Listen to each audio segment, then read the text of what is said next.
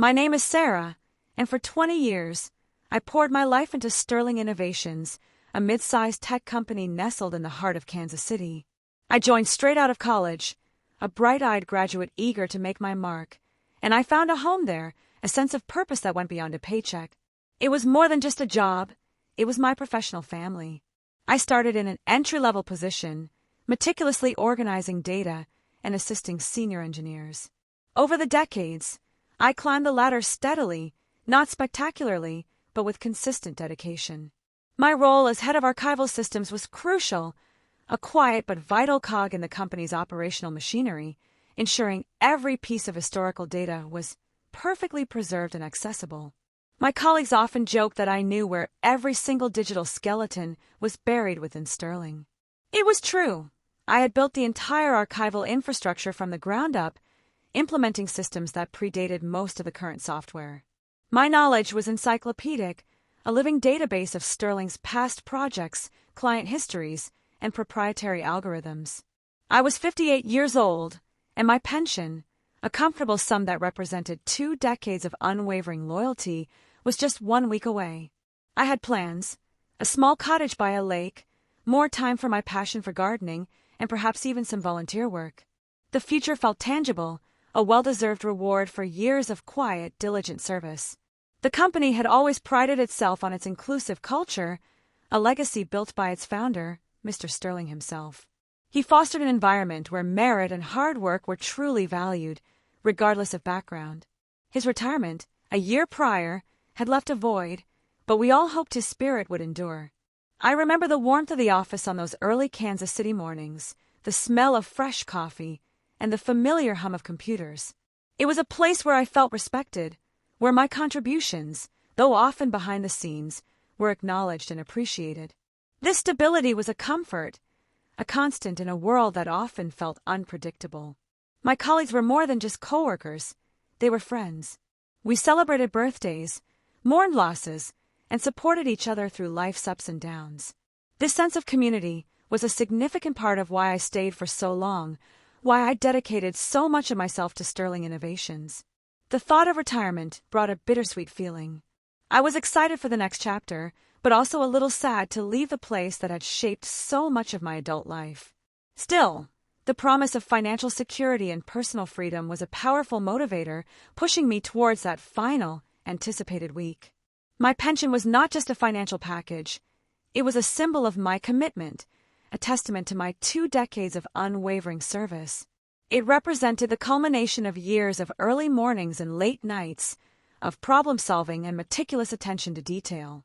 It was my reward, earned and deserved. I had already started packing up my desk, a small box filled with personal mementos and old photographs. Each item brought back a flood of memories, reminding me of the journey I had taken within these walls. The anticipation of retirement was almost overwhelming, a joyful countdown to a new beginning. My colleagues had even planned a small farewell gathering for me, a potluck lunch in the break room. It was nothing extravagant, but it meant the world to me, a quiet acknowledgement of my long tenure and the bonds we had formed. I felt truly valued, truly seen. The air in the office, however, had subtly shifted in the past few months. A new CEO, Mr. Arthur Hayes, had taken over after Mr. Sterling's retirement. He came from a different corporate world, one that seemed colder, more cutthroat, and less focused on the human element. His initial directives were about streamlining and modernizing, buzzwords that often masked deeper, more unsettling changes. I noticed a shift in the way decisions were made, less collaborative, more top-down. A sense of unease began to ripple through the long-term staff. I tried to remain optimistic, telling myself that change was inevitable and often necessary for growth. But a small, persistent voice in the back of my mind whispered a warning. The familiar comfort of Sterling Innovations was slowly, imperceptibly beginning to erode. I clung to the promise of my pension, a beacon of security in what was becoming an increasingly uncertain professional landscape. 1 more week, I told myself, just 1 more week, and I would be free to embrace the future I had meticulously planned. Mr. Arthur Hayes arrived at Sterling Innovations like a cold front sweeping through a warm summer. His presence was immediately felt, a stark contrast to the benevolent, almost paternalistic leadership of Mr. Sterling. Hayes was all sharp suits, colder eyes, and a demeanor that conveyed impatience with anything less than immediate, quantifiable results. His initial address to the company was a flurry of corporate jargon about efficiency optimization and cultural realignment. He spoke of a new vision for Sterling, one that seemed to prioritize profit margins above all else, a significant departure from the company's long-standing values of community and ethical innovation. Within weeks, the open-door policy that Mr. Sterling had championed was replaced by layers of bureaucracy. Meetings became more formal, less collaborative, and a sense of guardedness began to permeate the previously easygoing atmosphere. Laughter in the hallways grew quieter, and fewer people lingered after hours. I observed these changes from my quiet corner, the archival department, a place often overlooked but fundamentally essential. Hayes's focus seemed to be on visible, front-facing departments, those that directly generated revenue, while the foundational, behind-the-scenes work was seemingly devalued.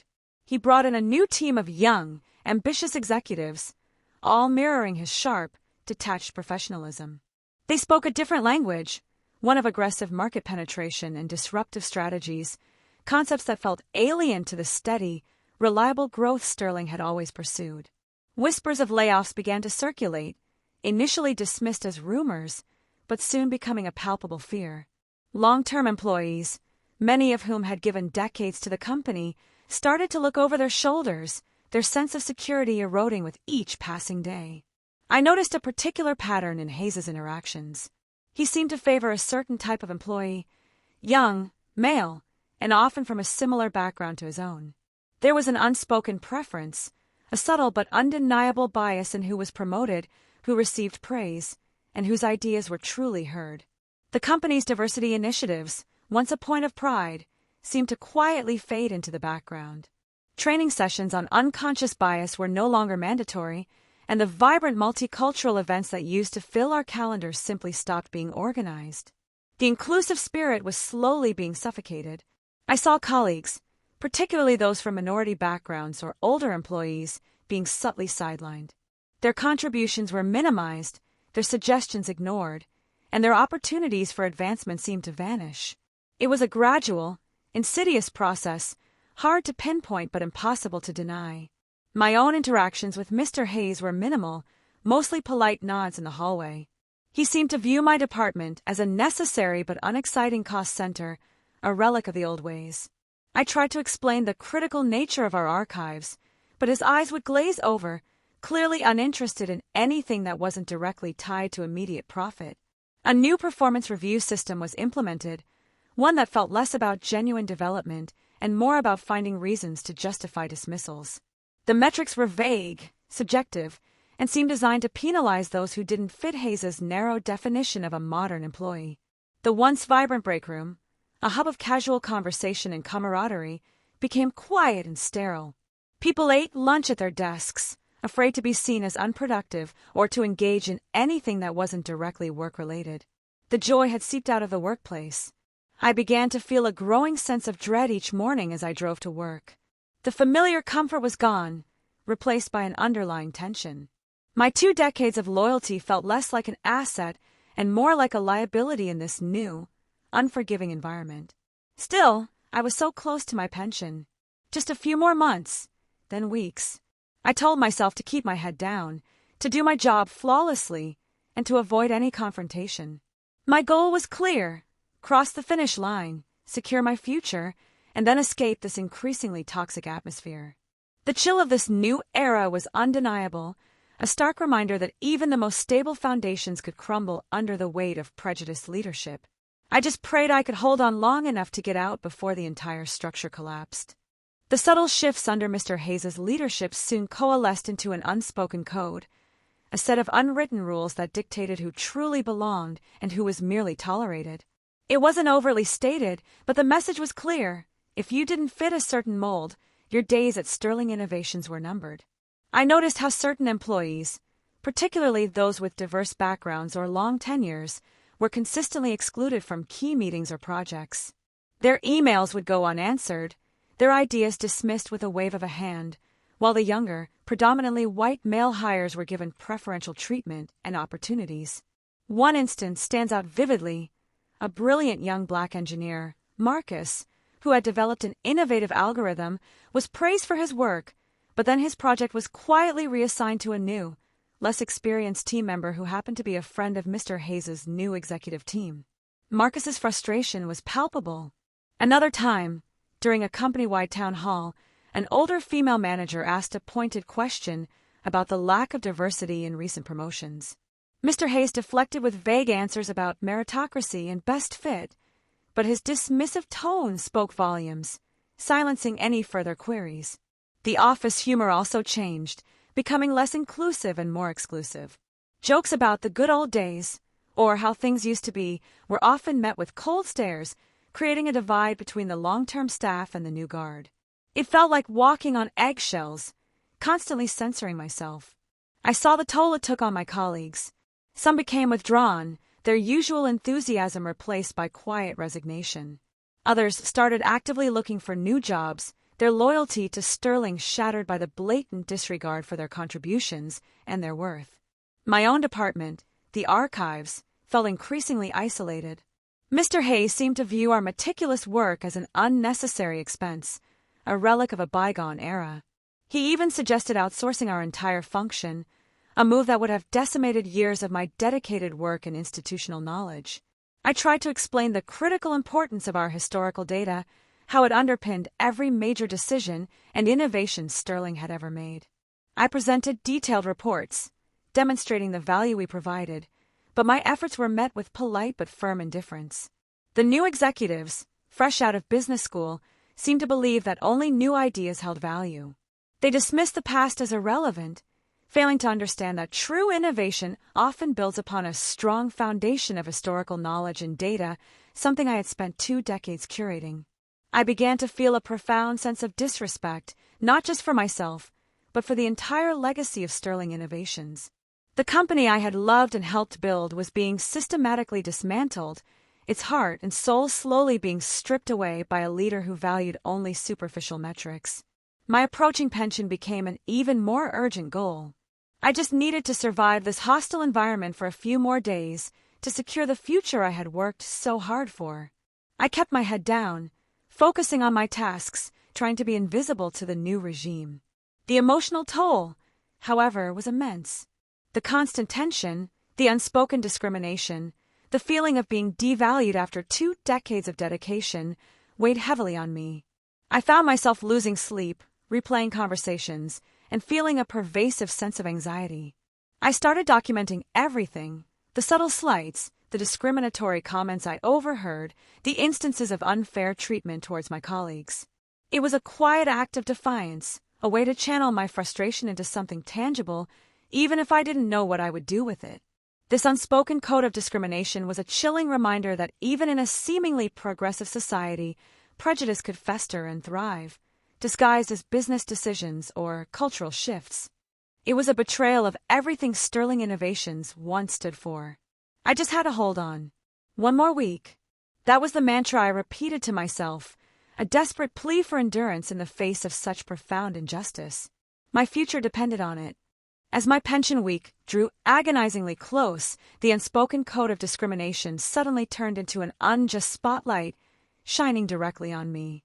Mr. Hayes, who had largely ignored my department, now seemed to find particular fault with my work, scrutinizing every detail with a critical eye. It began with minor criticisms, a misplaced file, a slightly delayed report, issues that had never been a problem before. Each critique felt like a deliberate attempt to undermine my competence, to chip away at my 2 decades of unblemished service and perfect record. He would walk past my desk, pausing just long enough to make a pointed comment about legacy systems or outdated methods, knowing full well that I was the architect of those very systems. His words were designed to belittle, to make me feel irrelevant and obsolete. I noticed that he never offered solutions or support, only criticism. It was a classic tactic of isolating an employee, making them feel like they were failing, even when they were performing their duties flawlessly. The pressure was immense, a constant weight on my shoulders. My colleagues, seeing the shift in Hayes's focus, began to keep their distance, not out of malice, but out of fear. They knew that associating with someone targeted by the new CEO could put their own jobs at risk. The sense of community I once cherished was now fractured by fear. I found myself working longer hours, double-checking every detail, desperate to give him no legitimate reason for complaint.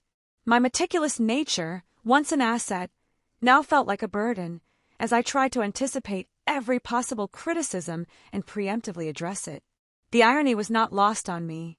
I was being targeted precisely because I represented the old Sterling, the one built on integrity and long-term commitment, values that Mr. Hayes seemed determined to erase. My very presence was a reminder of what he was dismantling. I started to feel a profound sense of vulnerability. 20 years of hard work, of building a reputation, seemed to mean nothing in the face of this new, prejudiced leadership. My pension, once a certainty, now felt like a fragile dream, constantly at risk. My sleep became restless, filled with anxieties about work. I would wake up in the middle of the night, replaying conversations, searching for any misstep I might have made, any justification for the unfair treatment I was receiving. It was a tormenting cycle. I confided in a trusted friend outside of work, expressing my fears and the subtle discrimination I was experiencing. She urged me to document everything, to keep a detailed log of every interaction, every critical comment, every instance of unfair treatment. So I did. In a small, discreet notebook, I began to record dates, times, and specific remarks made by Mr. Hayes and his new team. It was a quiet act of self-preservation, a way to gather evidence against the insidious prejudice I was facing. The closer I got to my pension, the more intense the scrutiny became. It was as if Mr. Hayes knew exactly how close I was to securing my future and was determined to prevent it. His actions felt calculated, deliberate, and deeply malicious. I remember one particularly tense meeting where he publicly questioned my efficiency, implying that my department was a drain on resources. I defended my team and our work with quiet dignity, but his gaze was cold, unwavering, and filled with contempt. The weight of the situation was almost unbearable. To be so close to the finish line, only to face such blatant and unjust targeting, felt like a cruel twist of fate. I just had to hold on one more week. My resolve hardened.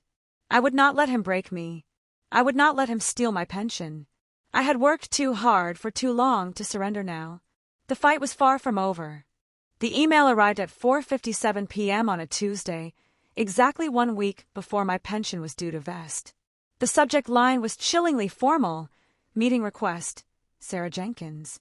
It was from Mr. Hayes' executive assistant, requesting my presence in his office at 5 p.m. My heart sank. I walked down the familiar hallway, each step feeling heavier than the last. The office was quieter than usual, most people already gone for the day. The silence amplified the pounding in my ears, a drumbeat of impending doom. I knew, instinctively, what was coming. Mr. Hayes sat behind his large, polished desk, his face devoid of emotion. His new HR manager, a young woman named Ms. Davies, sat beside him, her expression equally impassive. There was no warmth, no preamble, just a cold, clinical atmosphere. "Sarah," Mr. Hayes began, his voice flat, "we've reviewed your performance over the past few months, and unfortunately, it's become clear that your role no longer aligns with the strategic direction of Sterling Innovations." He paused, as if expecting a reaction, but I remained still. He continued, reciting a litany of vague accusations: lack of adaptability, resistance to new methodologies, insufficient contribution to our forward-looking goals.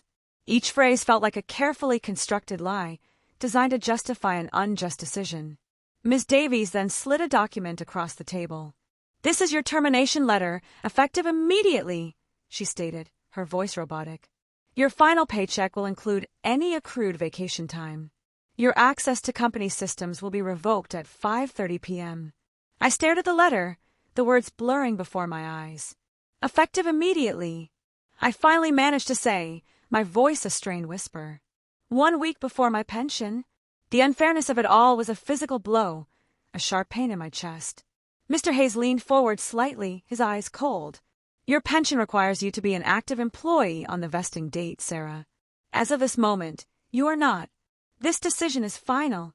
There was a cruel satisfaction in his tone, a triumph in his eyes. It wasn't just about the money, it was about the profound betrayal. 20 years, 2 decades of my life, my dedication, my expertise, all dismissed in a matter of minutes. I felt discarded, like a worn-out tool no longer deemed useful. A wave of disbelief washed over me, followed by a searing anger. How could they do this? How could they strip away my future, my security, after I had given them so much? The injustice was suffocating, leaving me breathless. I looked at Mr. Hayes, truly looked at him, and saw not a leader, but a man consumed by prejudice and a ruthless ambition. He didn't care about people, only about power and control, and I was simply a casualty in his corporate game. I understand, I said, my voice surprisingly steady despite the turmoil inside. I picked up the termination letter, my hands trembling slightly. There was no point in arguing, no appeal process that would change his mind. His decision was absolute. I walked out of his office, through the silent hallway and back to my desk. The small box of personal items I had packed just days before now felt like a cruel joke. My future, once so clear, had dissolved into a terrifying abyss. As I gathered my belongings, a profound sense of loss enveloped me. It wasn't just the job, it was the identity, the routine, the future I had envisioned. It was all gone, snatched away by a man who saw me as nothing more than an obstacle. I left Sterling Innovations that evening, not with a celebratory farewell, but with a heavy heart and a burning sense of injustice. The Kansas City skyline, usually a comforting sight, now seemed to mock my shattered dreams. But as I drove away, a new feeling began to stir within me, a quiet, simmering resolve. The initial shock of my dismissal gave way to a profound, unsettling emptiness.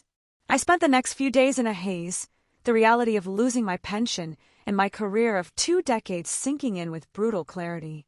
The future I had planned, the quiet cottage and the garden, seemed like a distant, cruel mirage.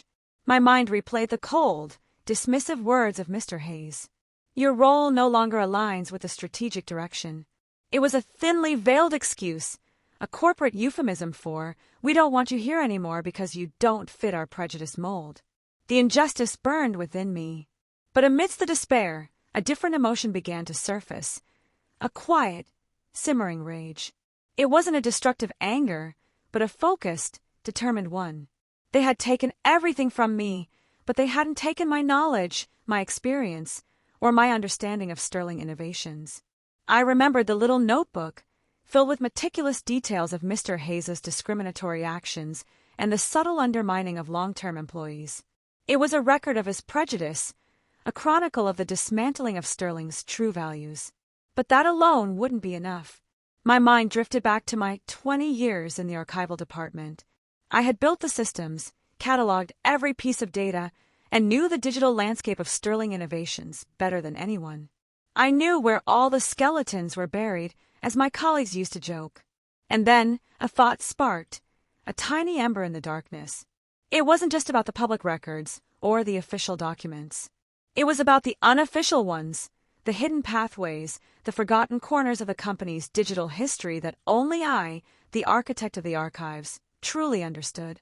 I had access to a vast repository of information, not just current files, but historical communications, project failures, internal audits that were quietly swept under the rug, and even a few instances of questionable ethical practices from previous regimes that had been archived into obscurity.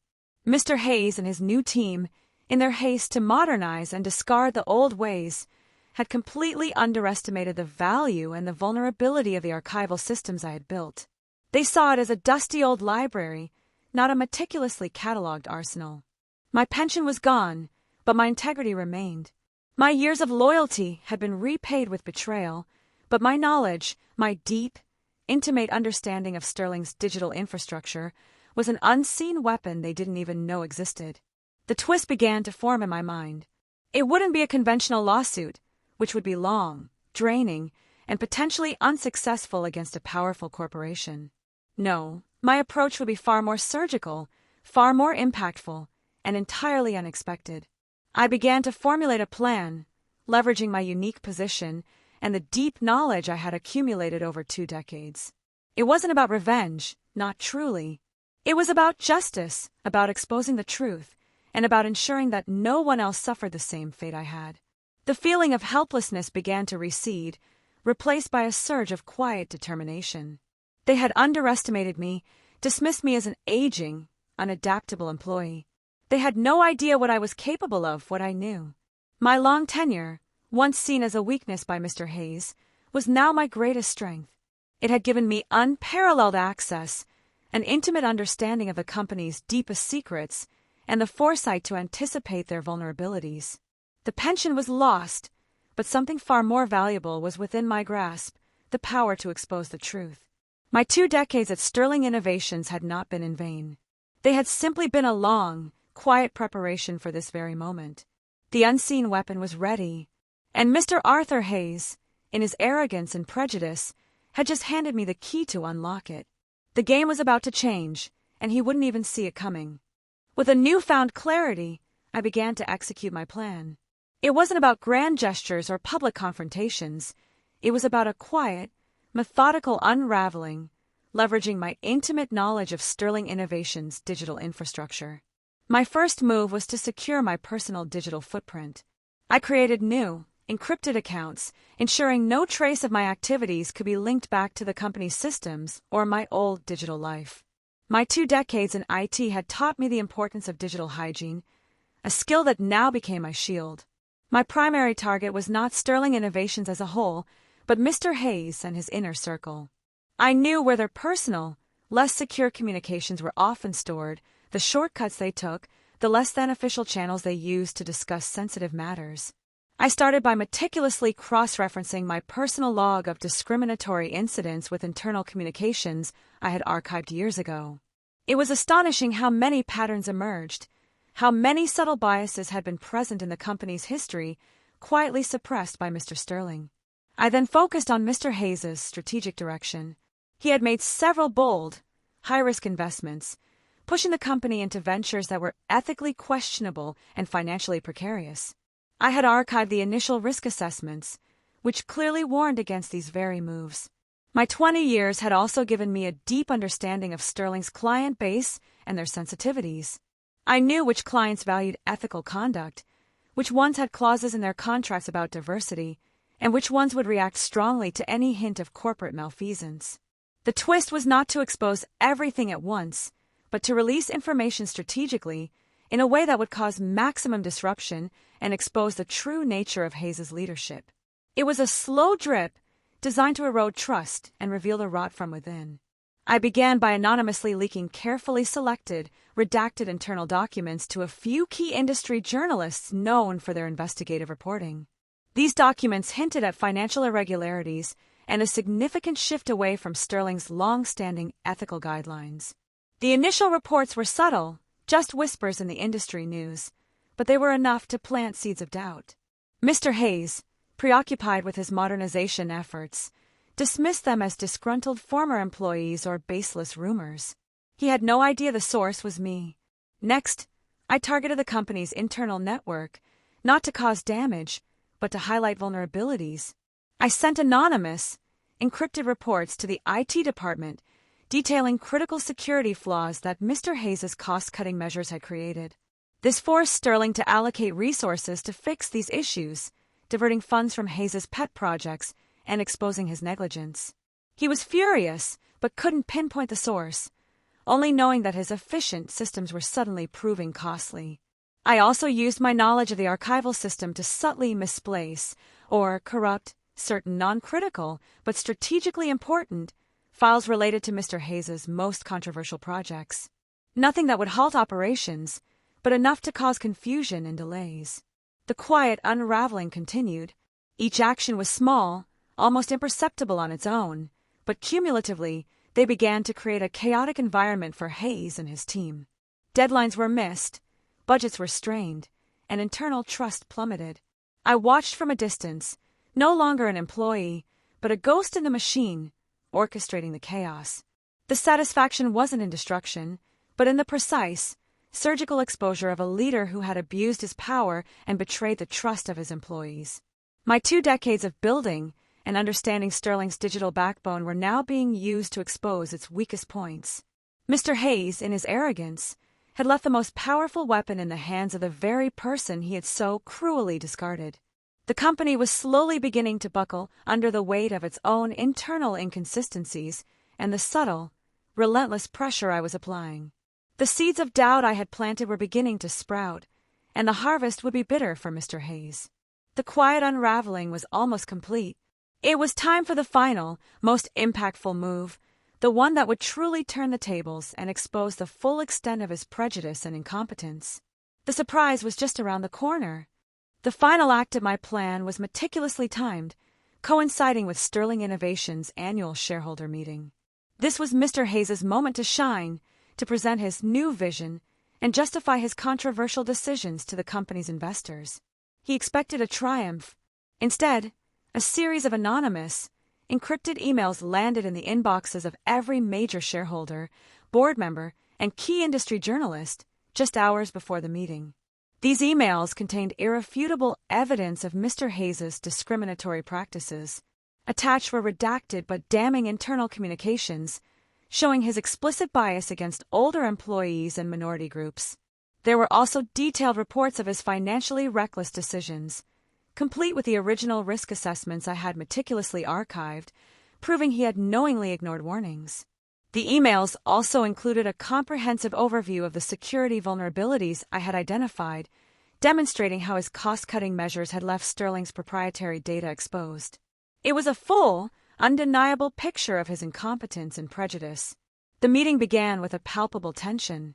Whispers circulated, phones buzzed, and the usual confident smiles of the board members were replaced by grim expressions. Mr. Hayes, oblivious to the full extent of the information that had just been disseminated, began his presentation with his usual bravado. But he was quickly interrupted. A prominent board member, known for his integrity, stood up, holding his phone.